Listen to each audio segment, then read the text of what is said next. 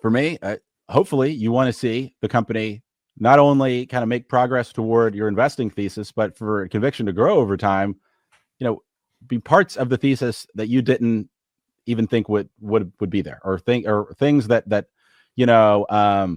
just weren't even originally part of your kind of outlook. So one example that comes to mind for me that we were talking about last week, Axon Enterprise is a company where the original thesis was this is going to be a business that has a foothold in law enforcement, as being a supplier to law enforcement officers, and they're going to be able to run across the whole US and expand that across the world just by the fact of we're the default provider in this industry. Very easy to choose us.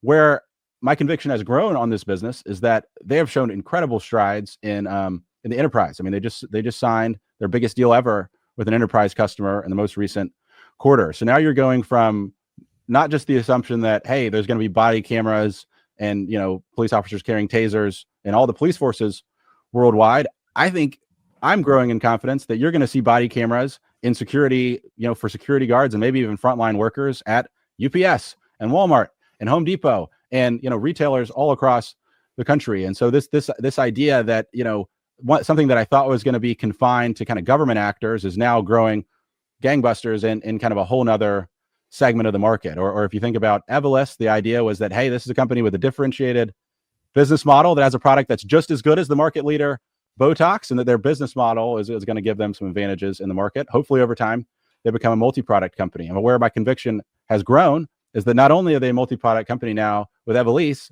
but they're marketing a product that has shown statistical superiority to the other filler products out there on the market. You're running the same playbook, but you're not running it with a non-inferior product. You're running it with a superior product. So, it's when you have, for me, conviction grows when your original assumptions gets yes-anded, right? It's like improv, right? When you get yes-anded on top of the original kind of thesis. On the other side, if things not only don't play out the way you expected, but get worse, I think of a company I recommended one time that was getting involved in the renewable diesel world, not Darling Ingredients, another smaller company that has since it didn't go very well. Never became longer with us. Never became a formal recommendation. Yeah. But like their refinery caught on fire. Okay. I have less conviction that they're going to have success with this refinery, and also I don't even know if the refinery is going to be there.